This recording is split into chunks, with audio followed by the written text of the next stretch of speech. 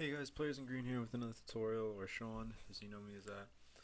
This time on Infographs, and not how you. I'm not gonna make one in front of you, but kind of the ideas and what you should be thinking about when you make an infograph and what really goes into it.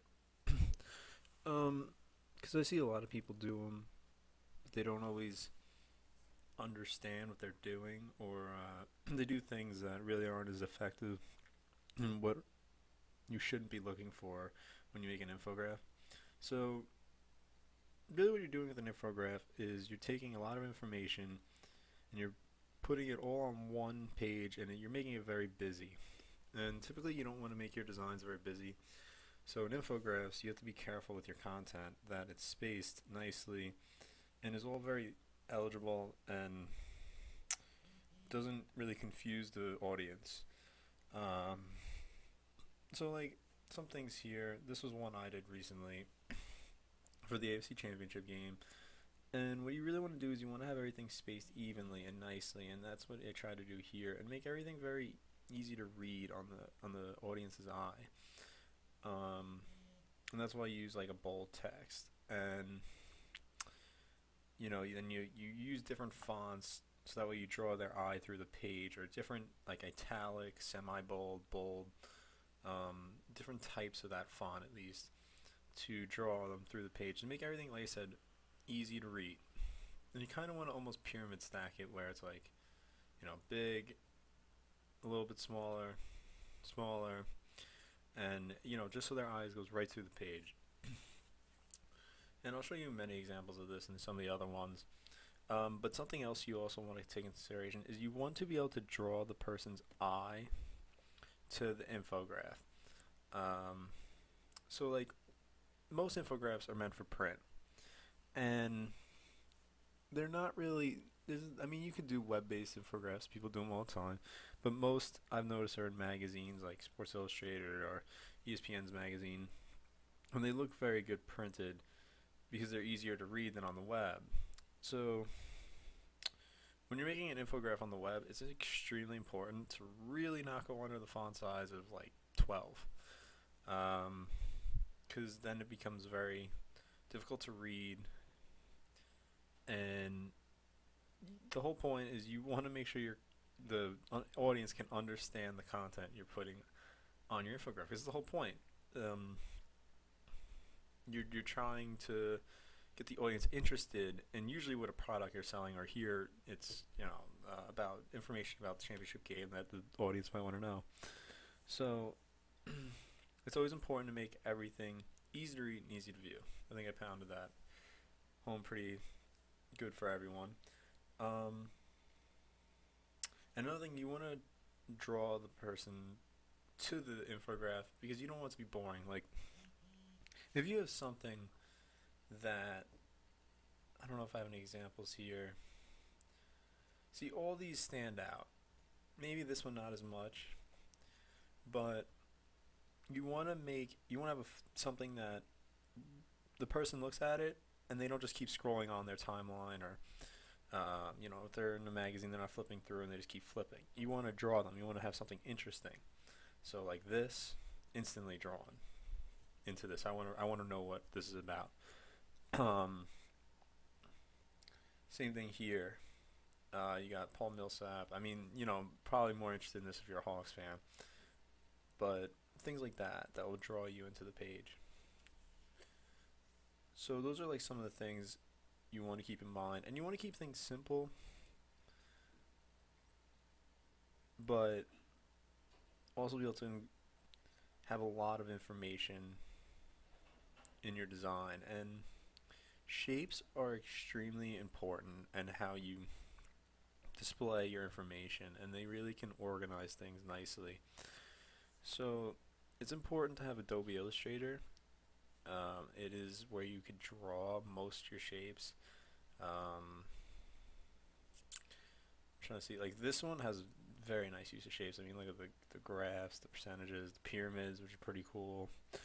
For total rebounds, the courts they drew out, and in Illustrator, the advantage is you can really draw with the pen tool, where in Photoshop you can, but it's not vector based. Photoshop where Illustrator is. And if you don't know what a vector is, the vector is basically an object that you can stretch to infinite length or width or height, whatever. Where in Photoshop, that's not necessarily the case. So, I mean, you do have the shape tool in Photoshop, so you can go through the custom shapes here, and they do have a lot of pre-drawn, shapes you can use, but they're not as useful as what you can do in Illustrator. You can really draw a lot more interesting things, like everything in my infograph. I drew all this, and it's just a lot easier to do. So I would make sure you have Adobe Illustrator if you're gonna start making a lot of infographics. But what I was saying with shapes is there's so many different graphs on how you can display your information, and I think that's important for people to know. Is like research graphs, like look at all the different types of graphs there are that you can use statistics to draw the audience in. Like you have your pie graph, you have this like rating chart. Oh, whoops, still my shape tool. That you see in a lot of video games. What do we got here? We got like little dots that indicate, how many times they've been to an All-Star game or a championship. Another very simple graph. This is pretty cool.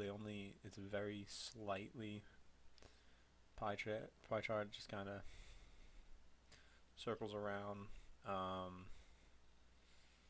don't know. I think you get the point. Like, I thought this was a great graph with the dots going along for each year he scored. So, like, you want to look up many various different graphs and how you can use statistics with them. And shapes and graphs are, they can create a great direction in your design, and it's really how you use them that will determine how good your infograph is. And they're very frustrating. Like, it's not like your typical design work where you just take a player and you can have fun with all the effects and try to make him look like he's jumping off a building and dunking on the Empire State Building or something. But like in an infograph, you have to take your time to make sure everything works spatially, that your type is appropriate for the design, that you have a good direction, like your eye is drawn through the page, that your shapes are correct. Like, if you drew a circle, it doesn't look more like an oval. It actually is a perfect circle. Things more along that line, and it can get frustrating, and it takes a while to really have sit there and want to do it. I'm telling you, like, they're not always the most fun thing. I like doing them once in a while. I couldn't do them every single time because your mind gets frustrated. You get frustrated, and you have to take a step back sometimes and come back to it later. Because like I said, it's not like you're putting effects on someone. You're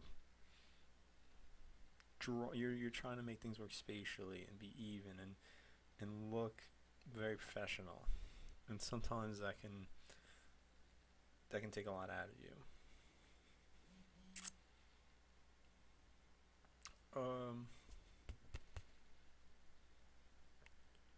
So some things that I'll point out in some of these that I like and that I don't. One thing I liked about this was his use of silhouettes. That they're very interesting, and I thought that was a good way to show the person's height and weight. I thought that was great. But something I didn't like about this, and I'm not a huge fan of, but of course I use them too, is gradients. They're not always the most appealing. I think they work for the most part here, but I think it got a little redundant. And I also don't like how they use the type in this. It's literally the same type throughout the whole design. They made it a little bit smaller here and there. But overall, I mean, this was amazing. But those are just some small things that I didn't love. I mean, this one is perfect to me. There's not really anything else you can do to improve. Like, the shapes in this are just so key, and they really just draw your eye throughout the page. and everything is just very simple and it's just effective. It just works. This was probably like in a magazine or a poster somewhere, but all the small little details, the hawk, and then it says of the night, like that's really really creative. Just these use of circles and the depth of field you get here with shape overlapping the player, and then the text behind the player, and these circles that are just in front of the player but behind the shape. So it's things like that. Quotes. I love to use quotes in infographs. Things along that line. Same with this one. Like I said, great use of shapes. I can go on and on about this one. I love all the shapes in this. And this one was a little bit more boring to me, but I liked this graph a lot. I thought that was great. I think this was pretty cool, all-time scoring list. And this was a little redundant. I try to use like different ways of displaying data. Like I don't want to use the same way throughout the whole design. I think that's important to do too, because you see in most of these, there's like different ways they're displayed. Yeah, you don't see two of the same graph in a lot of these unless it's two different teams or they're comparing something. Where in here they're not really comparing anything and they use the same kind of chart. And those are all things to be mindful of and to watch out for. And most infographs, 95% of the infograph is actually made in Illustrator, and then it's brought into Photoshop, and that's where you touch up your players and do small things here and there. Like majority of this was actually made in Illustrator. Brought the players into Photoshop, did some work on them, faded the two stadiums in the background, and I did this effect here with like the broken glass look on the paper, which I overlaid on top of a white shape I had created. So keep that in mind as well. That's why Illustrator is extremely important, and it's just not extremely important for infographs, but also for logos. And I think a lot of people don't understand that logos are not made in Photoshop. I never once made a logo in Photoshop. They're actually always made in Illustrator, because like I said, you can size them to infinite length, width, and height, whatever, which you can't do in Photoshop. And although you can like add these cool effects to them in Photoshop, you can do a lot of that in Illustrator. It just takes time to learn it. And I think a lot of people should look into getting Illustrator if you're really serious about being a designer. But I hope this kind of helped. I tried to explain everything I could. Infographs are really just a lot of conceptual, like seeing things and knowing how you want to lay it out before you do it. Like I had this was exactly what I envisioned in my head when I did this, but I did change some things around. Of course you're going to do that. You're going to find other things you might like more, or some things you might like better. But this was basically what I was thinking about, and I had seen before I went into this. So you have to have an idea in your head at least of how you want this layout to work. So like I said, this gets very frustrating. This took me like 3 days, on and off. Like it was like I work an hour here, an hour there. But when you work with type and these shapes, like I said, it's a little bit different than working with a player. You really can't sit through one of these and get it done in one shot in like an hour. So just have patience with your work, as always. And make sure you take the time to really pay attention to detail and make sure everything's perfect. So you don't want to post something that's unfinished, and certainly in the real world they're not going to want you to do something that's unfinished. But I hope you enjoyed my tutorial. I hope it helped out a little bit. If you have any other questions, comment below. Sometimes it doesn't let me reply to the comment. Not really sure why, but follow me on Instagram, subscribe to my channel @PlayersInGreen. Thanks for watching. I hope this helped.